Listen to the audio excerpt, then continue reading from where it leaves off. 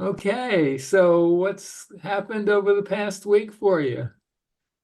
Well, I had parent-teacher conferences last week, which we talked a little bit about about Tuesday, Yeah, and then I got to do it again on Thursday. And yeah, so I found myself multiple times really enjoying that I'm not compressing myself yep. because goodness, that one has just really resonated quickly and easily with me. Hmm. I don't know if it just like if it makes more sense in my in my brain, but There's no way to, uh-huh, everyone's different and you change over time. yeah. We've talked about several times. It's good to have a variety of directions and Yep. use one may be perfect for a few months and then you may find another one even better. Good. But did they help you? Did you have conferences after our last, Hmm.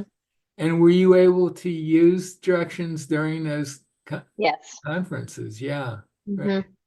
Yes, that helped me a lot. That thinking I'm not compressing myself was really beneficial. I found myself often just feeling like, why does my back hurt? And then I was like, well, duh, Yeah, I'm yeah. not compressing myself. And it didn't take long. And then we also had a 3 hour long staff meeting that same morning. So Hmm. it was like a long staff meeting and then a lunch break and then conferences. And in the staff meeting in the morning, I found myself not only using that, but using the very slight movement of the center of gravity. Hmm. Back and forth a little bit. Yeah, It actually like helps me even stay awake in the meetings. yeah. Oh, yeah. Yeah, it's that small thinking about that just yeah, it's interesting how it helps me be more alert as well as takes a lot of pressure off.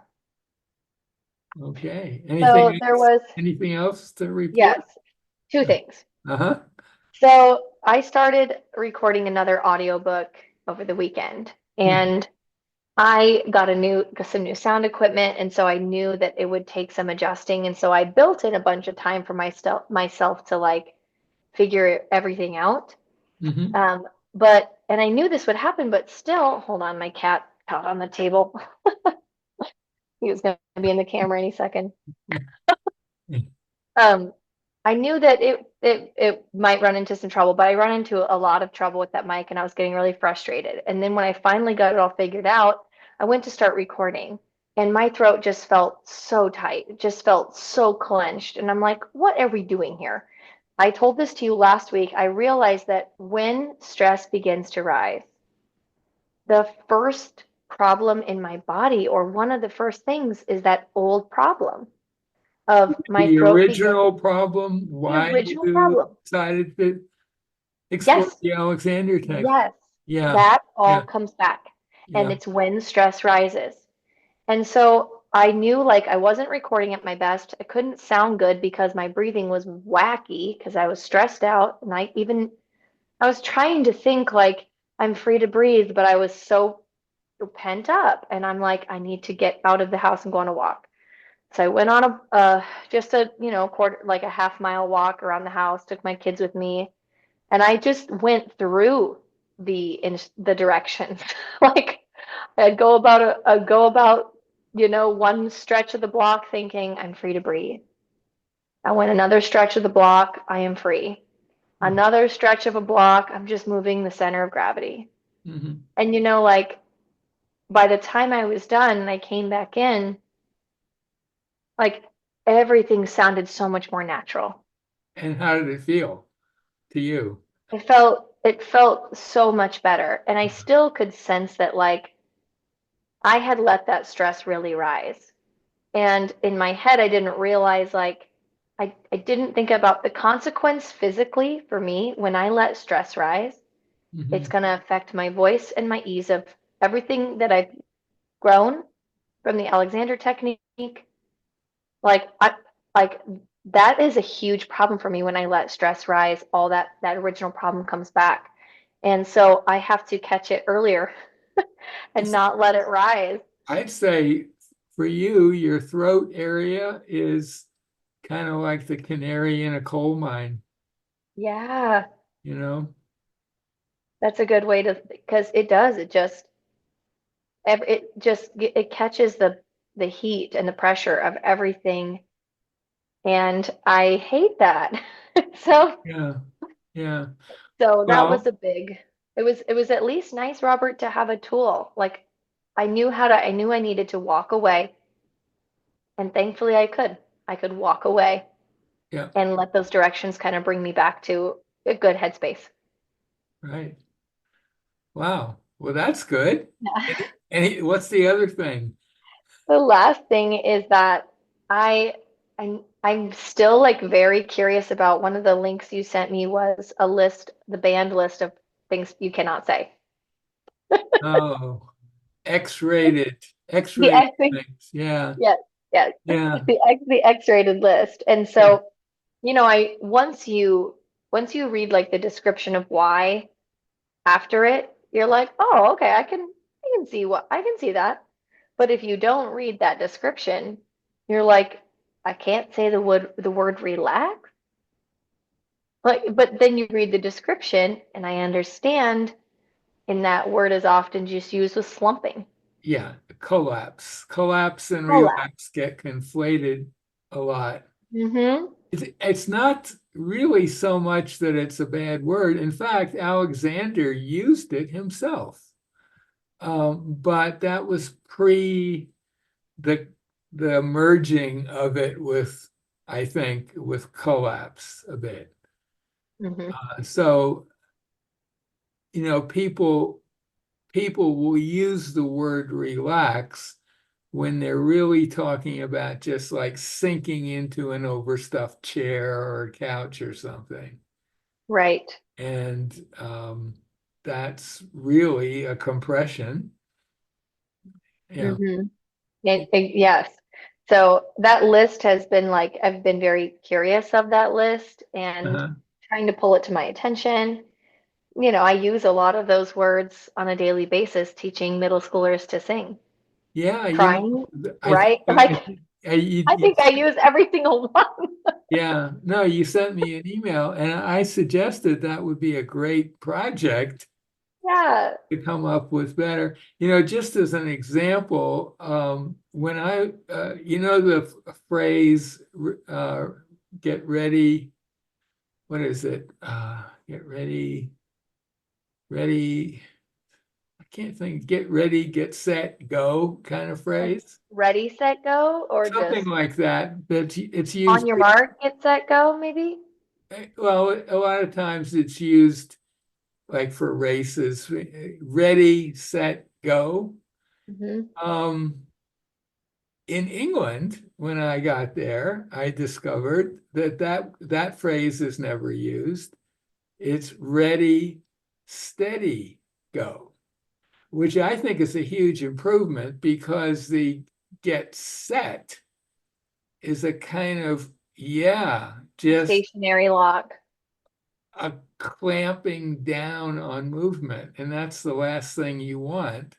Whereas Oh. steady, that could be seen as more of a flow sort of thing.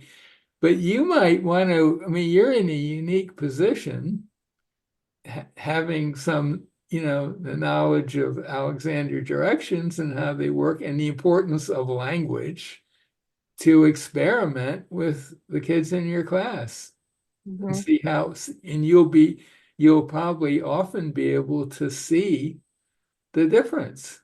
Yeah. It was, I didn't master it this week, but when the kids I, pull them to focus at the beginning of class, and we kind of do some body stretches, and I'll like when I have them just check their posture, I'm like, well, don't say position, even though that's like one of my like key words. So that one's a little trickier to pull out. So I was pulling out some other ones first, and I'm like, instead of saying like put your body in alignment, I would Uh, say notice, like take a moment and notice, like like is your body in line? And I was like, I don't know if that's the right phrasing as far as Alexander technique, but it was a first effort, or I can't say that word. Yeah, yeah. Well, It was, you could just explore using a direction like I'm free, uh-huh. or I'm maybe instead of not compressing myself, because that's kind of a big word for Mhm. really young kids. Wishing. I'm not tightening myself. I'm not tightening. Yeah, not Hmm. tightening myself, or actually to leave off, you just say I'm not tightening. These are things to experiment with, but if you're using a different direction and you're facing the kids in class, you're going to see quite a bit. Hmm. You'll probably be able to see a difference, and they Hmm. may even say, "Oh, that feels better," or something. Who knows? Hmm. Um, so I would just, Yeah. when it seems like a nice idea, just experiment. Hmm. You know, just Hmm. experiment. Yeah, I've been trying to balance myself with, I'm kind of like, I get excited about something and then I jump all in before it's too soon. Like I've Right? already caught myself like throwing Alexander techniques at a student that like I gave them too much and I could see in their eyes. I'm like, Yeah. You get stuff okay, let me too just much. back up. Let me just back Honestly, up. kids really don't need that much. Um, Yeah. they're much more able to change their state than Yeah. we are. Which might make it seem like they would be ideal students, but the problem is they generally aren't that interested because Hmm. they haven't gotten to the point of the aches and pains and restrictions that we adults have Hmm. taken on. So, but you could just sneak it in there. Hey, I'm free. That would be a nice one. I'm not Yeah. tightening. Um, Hmm. yeah, Yeah. I'm gonna continue to try to sneak those in. yeah. So, So, um, I'm trying to think what would be the best things to work on today. I think might be useful to talk about a little bit about constructive rest now that you've been doing it for some time. When hmm. you do it, you're at least when you remember, you're thinking a direction as you go into constructive rest and come out Yes, of I'm it. getting better at it. Sometimes And, I'm so excited to go into it, I forget. okay, and you could use a direction while you're in constructive rest too. Hmm. What I would suggest experimenting with a little, you're using the version where there's something under a roller under your knees or your lower legs are up on a couch. Usually the lower legs are up on a couch. I would Usually. experiment a little, maybe a few minutes of each constructive rest to start with, to actually the reason I had you do those two versions, both of them require absolutely nothing for you to do. And so they're very good at sort of recalibrating where zero is in terms of effort. But I think you're at a point now where it might be very useful to explore, at least for part of constructive rest, having your feet flat on the ground, knees Mhm. pointed up. Now, one thing you'll need to do is make sure that there's enough friction between the soles of your feet and the surface you're on that they're not going to slide forward. So that Well, could mean okay.